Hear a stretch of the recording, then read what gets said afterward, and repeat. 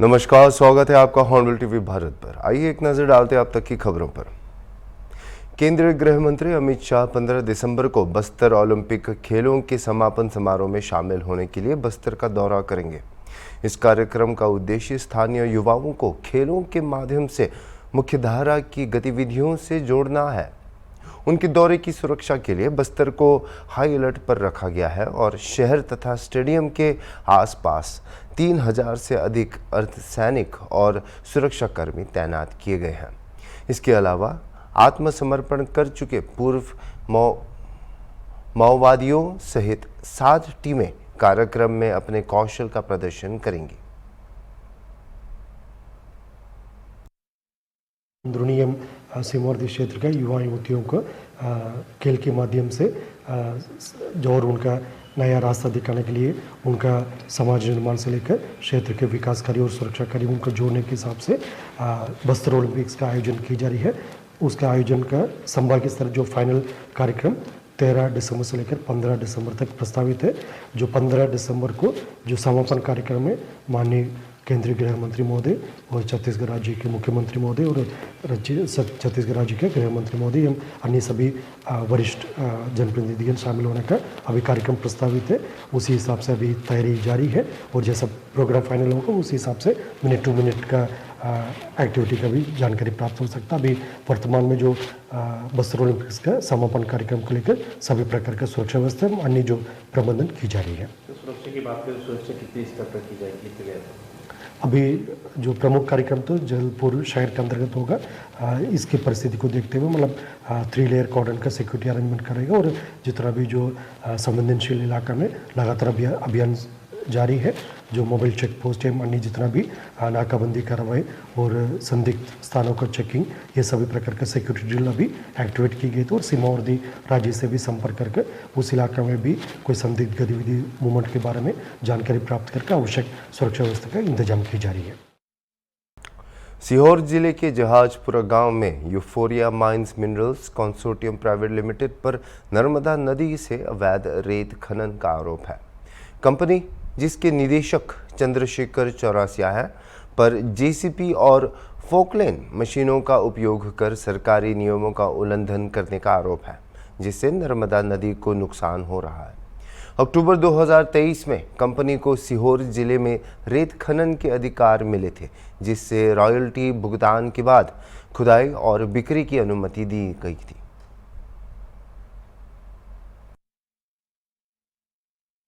बाकी हाँ भाई साहब, एक बात बताइए कि जैसा कि आप राजस्व के काम में लेट रहते करने वाले तहसीलदारों को दंडित कर रहे हैं, वैसे ही नर्मदा का सीना छलनी करवाने वाले अधिकारियों को क्यों नहीं कर रहा? वही कलेक्टर वही तहसीलदार नर्मदा का उसके लिए भी मैंने संघर्ष किया है। मुख्यमंत्री से बात की है, क्योंकि आप खुद राजस्व मंत्री बंद कर दिया था मैंने सभी डंपर बंद किया, लेकिन वहाँ खुदना बंद कहाँ हुआ? डंपर बंद करने से डंपर वाला चोर थोड़ी है। कलेक्टर ने डंपर वाला चोर नहीं है ना। कलेक्टर ने बंद भी करा था। कलेक्टर ने आज तक कोई बंद नहीं करा। मेरे सामने मुझे रिपोर्ट कलेक्टर ने डंपर बंद करे लेकिन पोकलैंड बंद नहीं की। पोकलैंड भी आज भी चल रही पोकलैंड। रेत खनन भी मशीनों से जोरों पे हो रहा है, जिस पर कोई कार्रवाई नहीं हो रही है। मैंने कहा ना कि हम लोग तो एक निष्पक्षता के साथ काम करने के लिए और जो संकल्प हमारा है कि हम किसी भी प्रकार का अवैध काम होने नहीं देंगे, उसके प्रति प्रतिबद्ध हैं। अगर कहीं हो रहा है शिकायत लिखित में हमारे पास वहाँ के लोग देते हैं या जिम्मेदार लोग सीहोर के हम तक पहुँचाते हैं तो हम निश्चित रूप से उस पर कार्रवाई करेंगे। ये हमने लोगों से कहा है। एक रेत कंपनी का नाका जो लाड़गो में चल रहा है, इससे क्या है कि डंपरों से रेत काटी जा रही है जो पूरे रोड पे फैलाई जा रही है, जिसमें आए दिन हादसे हो रहा है। ये नाका हटाया जाए तो यहाँ के लोगों को हादसों से राहत मिल सकती है। हम देख लेते हैं, उसका परीक्षण करा लेते हैं। अगर वो हटाने लायक होगा तो निश्चित रूप से। नौका, जेसीबी, पोकलेन और डंपर जैसी भारी मशीनों का उपयोग करके दिन रात अवैध खनन चल रहा है। बुढ़नी, अंबा जदीद, वड़गांव और रणीपुरा जैसी अन्य जगहों से भी अवैध रेत निकाल जा रही है, जिससे पर्यावरण को गंभीर नुकसान हो रहे हैं। ठेकेदार निर्धारित क्षेत्रों से बाहर खनन कर सरकार को करोड़ों का नुकसान पहुंचा रहे हैं। इन उल्लंघनों के बावजूद जिला प्रशासन और खनिज विभाग पर निष्क्रियता का आरोप है। बुढ़नी जैसे संवेदनशील क्षेत्र में भी रेत माफिया सक्रिय हैं, जो पूर्व मुख्यमंत्री शिवराज सिंह चौहान का गृह नगर है। आलोचकों का कहना है कि अधिकारी इस अवैध व्यापार में शामिल है।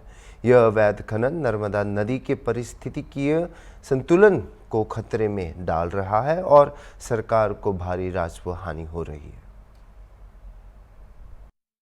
मैडम, जिस तरह रेत पे सवाल उठाए हैं कि भाई भाजपा के लोग रेत का उत्खनन करते हैं, क्या उसमें कोई कांग्रेसी लोग इन्वॉल्व नहीं है?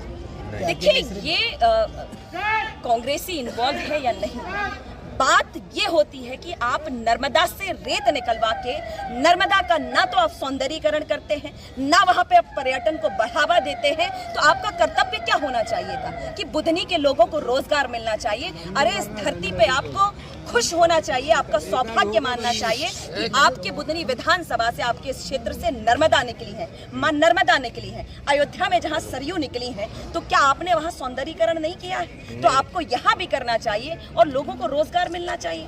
आप लाखों करोड़ दिए अयोध्या में जलाते हैं, लेकिन तेल 170 रुपए लीटर मिलता है और वो गरीब जाकर के उन दीपक से तेल निकालकर अपने घर की सब्जी बनाने के लिए। सर, ये बुधनी के अंतर्गत झाजपुरा, बाबरी और जाजना आता है। इसमें लगातार ठेकेदार द्वारा अवैध खनन किया जा रहा है पॉकलैंड मशीनों से। नहीं, वो आपने मेरे संज्ञान में लाए हैं, हम लोग भी निर्वाचन में व्यस्त थे और संज्ञान में लाए और बाबरी और जाजना में रात रात चलती है। और एक और मामला ये है कि होशंगाबाद जिले की राल्टी यहाँ काटी जा रही है आज भी। मतलब रेत अपने सीहोर जिले से भरा रही है और राल्टी वहाँ की यहाँ कट रही है, फर्जी राल्टियाँ दी जा रही है। जहाँ से भी मतलब ये काट रहा है ना, जैसे बाबरी के वहाँ रास्ते से काट रहा है, लेकिन आप यहाँ डंपर चेक करोगे तो उसमें होशंगाबादी राल्टी निकलेगी। केंद्रीय गृह मंत्री अमित शाह ने बस्तर में शांति स्थापित करने और माओवादीवाद को खत्म करने के लिए 30 मार्च 2026 तक की समय सीमा तय की है। सुरक्षा वालों का ध्यान सबसे वांटेड माओवादियों पर है, जिन पर इनाम रखा गया है। ये माओवादी अंबुजमाड़ के जंगलों में और इंद्रवादी टाइगर रिजर्व जैसे क्षेत्रों में सक्रिय है। 2024 में प्रगति होने के बावजूद कुछ माओवादी अंबुजमाड़ के मुख्य क्षेत्रों में मौजूद हैं, जिन तक सुरक्षा बलों की पहुंच अभी सीमित है। इस क्षेत्र में 400 से अधिक माओवादी मौजूद होने का अनुमान है। हालांकि सुरक्षा बलों ने महत्वपूर्ण सफलता प्राप्त की है, लेकिन बस्तर में माओवादीवाद को पूरी तरह से समाप्त करना मुश्किल हो सकता है, क्योंकि इस आंदोलन को स्थानीय समर्थन भी प्राप्त है। सुरक्षा बल शेष माओवादियों को नष्ट करने और शांति बहाल करने के लिए ऑपरेशन तेज कर रहे हैं। तो अबूझमाड़ जो है कभी नक्सलियों की राजधानी कहा जाता था।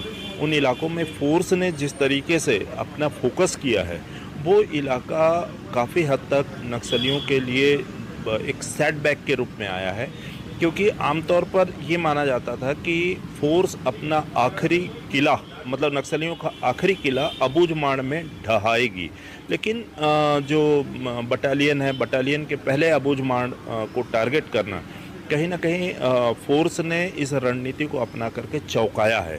जो नक्सलियों का जो लड़ाकू विंग है वो बटालियन ही है, और बटालियन जिस तरीके से अपना प्रेजेंस बनाए हुए थी, उससे अब उनकी वजूद पर भी खतरा मंडराने लगा है।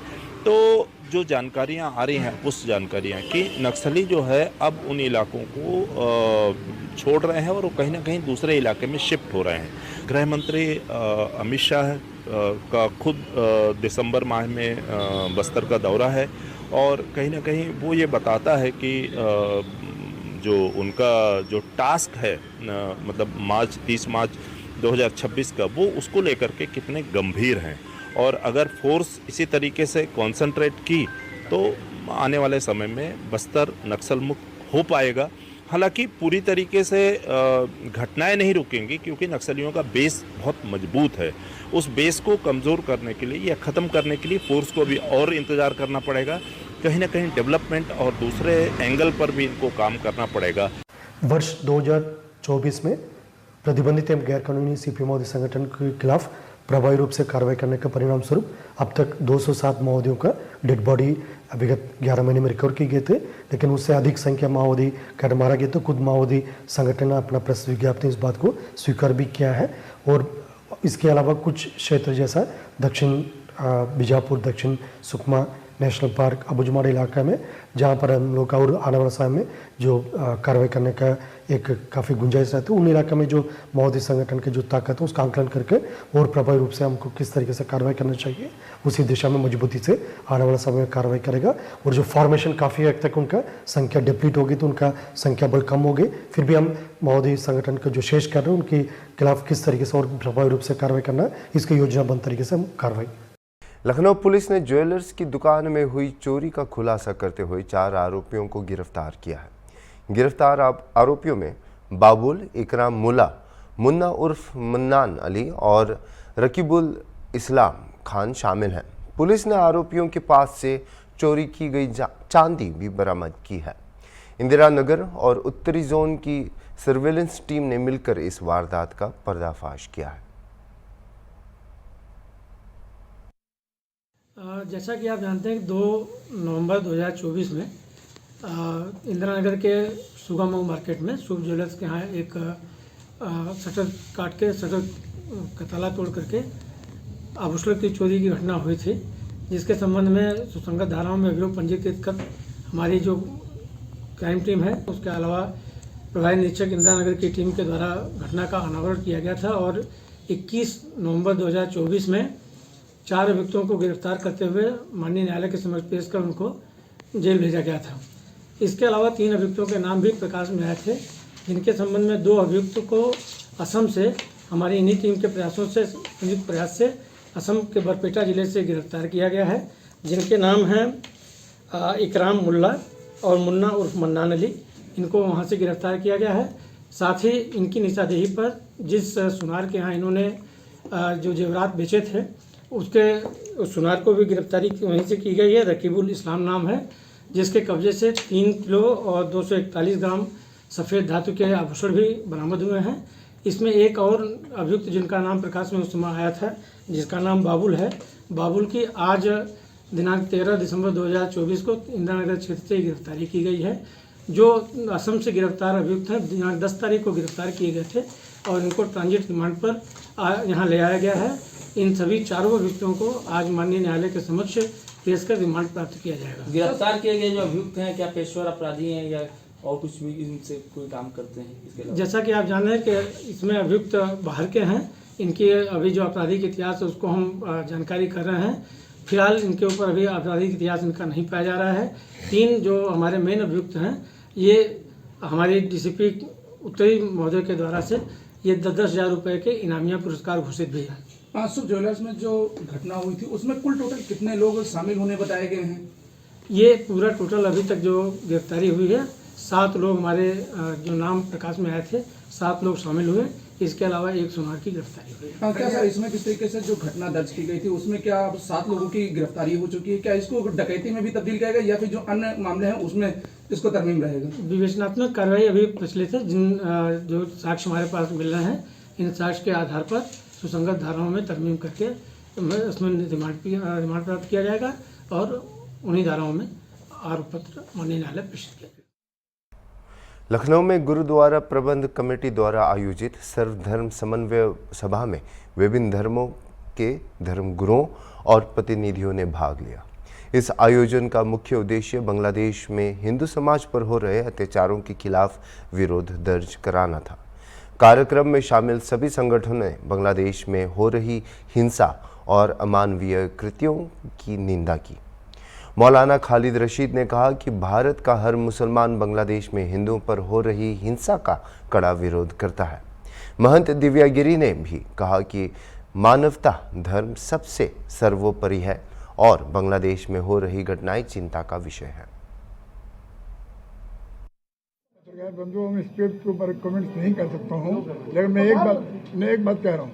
लेकिन आपने देखा होगा हमारा पत्रकार ये जो हमारा प्रश्न उठा है इसमें हमने लिखा हुआ है हमारे महामंत्री जिनको अब प्रमोशन हो गया अब ये हमारे साथ मेमोरेंडम तैयार किया है जो प्रधानमंत्री को भी जा रहा है, देश के रक्षा मंत्री को भी जा रहा है और मिनिस्ट्री ऑफ जो फॉरेन अफेयर उसको भी जा रहा है। लेकिन मेरे कहने का मतलब पहले तो जब हमारे ऊपर हाथ नहीं रखेंगे हम अकेले। कहना है कि भारत सरकार की जो अपनी सोच है या जो बहुत बड़ी कार्रवाई है वो तो वो करेंगे ही, हम तो उसमें कोई दखल नहीं रखते। लेकिन हम धर्म वाले क्या कर रहे हैं, हम लोग यहाँ पर से एक प्रतिनिधि मंडल वहाँ पर जाए, हर धर्म का उसमें आदमी हो, और जा कर के उनसे कहे भी आप ये सब क्या कर रहे हैं, है ना। तो हम तो ये चाहते हैं, हमें क्या करना चाहिए, कदम तो हमें आगे बढ़ाना चाहिए। आज यहाँ पे आप इकट्ठा हुए हैं, बांग्लादेश को लेकर के क्या कहना चाहेंगे? सरकार बंधु, आज की प्रेस वार्ता का मुख्य उद्देश्य ये है कि जो बांग्लादेश में हमारे हिंदू भाइयों का मुख्य रूप से जो नरसंहार हो रहा है, उनके ऊपर अत्याचार हो रहा है, उनके धार्मिक स्थलों को गिराया जा रहा है, उनकी बहु बेटियों की इस्मत लूटी जा रही है, उसके लिए हम लोग विचार करने के लिए सभी धर्म के, लखनऊ में हम लोग जितने भी धर्म है, बही समाज से हमारे माननीय भारती गांधी जी हैं, अब इनको इनके लिए कोई परिचय देना मेरे लिए तो मूर्खता होगी इस समय। तो हमारे प्रविंदर सिंह, हमारे यहाँ लखनऊ का गुरुद्वारा प्रबंधक कमेटी के अध्यक्ष जनाब राजेंद्र सिंह बग्गा साहब और जनरल सेक्रेटरी जनाब हरपाल सिंह जग्गी साहब, और यहाँ पे जितने लोग तशरीफ़ फरमा हैं, हमारे गांधी साहिबा हैं, हमारे मुरलीधर आहूजा साहब हैं, हमारे आशानी परिवार के द्विवेदी साहब हैं, जैन समाज से हैं, तमाम समाज से, हमारे अल्पसंख्यक आयोग से के मेंबर तशरीफ़ फरमा हैं। हम सब लोग यहाँ अपने अपने अलग अलग मज़ाहिब के जो लीडरान हैं वो इस वजह से जमा हुए हैं कि जिस तरीके से बांग्लादेश में वहाँ की माइनॉरिटीज़ पर और ख़ुसूसन हिंदुओं पर जो वहाँ पर जुल्म ज़्यादती हो रही है, वो जुल्म ज़्यादती वहाँ की हुकूमत ना करे, उसको बंद करे, और हिंदुस्तान की हुकूमत इस बात को यकीनी बनाए कि वहाँ जितने भी माइनॉरिटीज़ हैं, जितने भी हिंदू हैं, उनकी पूरी तरीके से रक्षा की जाए, उनकी हिफाजत को यकीनी बनाया जाए। और कोई भी हुकूमत हो, उसकी बुनियादी ज़िम्मेदारी होती है कि वो अपने यहाँ की तमाम माइनॉरिटीज़ की सेफ्टी सिक्योरिटी को इंश्योर करें। तो लिहाजा बांग्लादेश जो कि हिंदुस्तान के ज़ाहिर सी बात है पड़ोस में है, वहाँ के रहने वाले। लखनऊ विकास प्राधिकरण की टीम ने राजधानी लखनऊ के हजरतगंज हेरिटेज जोन के अंतर्गत आने वाली दुकानों का निरीक्षण किया। टीम ने दुकानदारों से बातचीत करते हुए हेरिटेज जोन में दुकानों के बाहर लगे साइन बोर्ड के मानकों के बारे में जानकारी दी और फसाड कंट्रोल गाइडलाइंस का पालन करने का निर्देश दिया। नए मानकों के अनुसार साइन बोर्ड का रंग सफ़ेद और काले होने चाहिए, जबकि टैक्स का साइज़ 300 मिलीमीटर होना आवश्यक है। इसके अलावा दुकानों की बिल्डिंग का रंग पिंक और येलो होना चाहिए। की हाइट जो है वो 750 mm की रहेगी और उसमें लिखा गया जो टेक्स्ट होगा वो 300 mm का होगा, यानी 1 फीट का। और उसमें कलर स्कीम जो है वो ब्लैक एंड वाइट की है, जो आप लिखेंगे वो सफ़ेद रंग से होगा और जो बोर्ड होगा वो काले रंग से होगा। और बाकी का जो किनारे लोगों ने जो भी एक्स्ट्रा बनाया है, कवर किया है ACP शीट से, वो वहीं पुरानी जैसे कॉलम्स थे पुरानी बिल्डिंग्स के, वो उसी उसमें वापस लाए जाएंगे और पीले और येलो कलर से उनको, पिंक एंड येलो कलर से उनको दोबारा से पेंट किया जाएगा। बांटे जा रहे हैं लखनऊ विकास प्राधिकरण के द्वारा, क्या है सब पूरा मामला? ये सरकार की योजना है, हेरिटेज जोन में आता है पूरा हजरतगंज। एक अंदाजे अवध योजना है विरासत को संरक्षित करने का, और पूरा एक यूनिफॉर्म रूप में पूरी मतलब हजरतगंज को दिखाने का। तो सारे व्यवसायी वर्गों को हम लोग इनके अध्यक्ष के साथ मीटिंग भी कर चुके हैं BC सर के सामने। मैडम का भी निर्देश है, कमिश्नर मैम का निर्देश है कि इसका पूरा अनुपालन कराना है फसाड कंट्रोल गाइडलाइन का। तो वही हम लोग इन लोगों को समझा रहे हैं। पूर्व में भी हम लोगों ने मार्च निकाला था और पंपलेट और नोटिस बांट दी गई है। आज ये लास्ट वार्निंग है कि इसका अनुपालन करा लें। तो आप लोगों का कहना है कि हमको कुछ अवसर दे दिया जाए, तो हफ्ते भर का 10 दिन का और अवसर इनको दे दिया जाता है कि अपना ये लोग विचार विमर्श करके फसाड कंट्रोल गाइडलाइन का अनुपालन करा लें। उसके बाद अन्यथा लखनऊ विकास प्राधिकरण नियमतः पालन कराएगा इसका। सिधौली थाना क्षेत्र में पुलिस ने धर्म परिवर्तन की अवैध रैकेट का भंडाफोड़ करते हुए 7 आरोपियों को गिरफ्तार किया है। आरोपितों पर भोले भाले ग्रामीणों को प्रलोभन देकर धर्म परिवर्तन कराने का आरोप है। पुलिस को सूचना मिलने पर मौके पर पहुंचकर कार्रवाई की गई, जहां बड़ी संख्या में लोगों को बुलाकर धर्म परिवर्तन कराया जा रहा था। पुलिस ने आरोपियों को गिरफ्तार कर मामले की जांच शुरू कर दी है। जनपद सीतापुर के विभिन्न थानों से क्रिश्चियन मिशनरीज के द्वारा धर्म परिवर्तन कराए जाने की सूचना पूर्व से प्राप्त हो रही थी। जनपद सीतापुर पुलिस के द्वारा एक विशेष सेल का गठन किया गया, जिसमें इस प्रकार की गतिविधि करने वालों की जांच की गई। इसके क्रम में कल थाना सिधौली पर एक अभियोग पंजीकृत किया गया, जिसमें धारा 3/5 उत्तर प्रदेश वीर विरुद्ध धर्म संपरिवर्तन प्रतिषेध अधिनियम के अंतर्गत मुकदमा पंजीकृत करते हुए 7 व्यक्तियों को गिरफ्तार किया गया है, जो विभिन्न जनपदों के रहने वाले हैं। इसमें अशोक कुमार व रामपाल जनपद सीतापुर, अनिल कुमार तथा बलराम जनपद लखीमपुर खीरी, सुनील तथा अनुराग भारती जनपद कन्नौज तथा अंकित रावत जनपद लखनऊ से शामिल हैं। इन सभी व्यक्तियों के द्वारा पूर्व में अपना धर्म परिवर्तन कर लिया गया है तथा इनके द्वारा नाम अभी परिवर्तन नहीं किया गया है। इनके द्वारा गांव में भोले भाले ग्रामीणों को इकट्ठा करके प्रार्थना सभा के नाम पर उनको धर्म परिवर्तन करने के लिए प्रेरित किया जा रहा था। इनके पास से मौके से 2 मोबाइल फोन, 2 डायरी तथा अन्य धार्मिक सामग्री जो प्रचार हेतु इस्तेमाल की जा रही थी वो बरामद की गई है। इनकी डायरियों की जब विशेष रूप से जांच की गई तो उसमें लगभग 70 पन्नों में विस्तृत विवरण प्राप्त हुआ कि किस प्रकार से धर्म परिवर्तन कराना है, किस प्रकार के लोगों को टारगेट करना है तथा उनको धर्म परिवर्तन कराने के लिए किस प्रकार के प्रलोभन देने हैं। इसका विस्तृत विवरण उनके द्वारा उसमें लिख कर रखा गया था। इनके पूरे गैंग की विस्तृत जांच की जा रही है। इसमें इनके कुछ अन्य साथी हैं जिनके नाम प्रकाश में आए हैं, उनके विरुद्ध भी गिरफ्तारी करके आगे की वैधानिक कार्रवाई की जाएगी। आगे इन लोगों के विरुद्ध गैंगस्टर अधिनियम के अंतर्गत भी प्रभावी कार्रवाई किया जाने का जनपद सीतापुर के द्वारा कार्रवाई की जाएगी। धन्यवाद। अभी के लिए इतना ही और खबरों के लिए आप देखते रहिए हॉर्नबिल टीवी।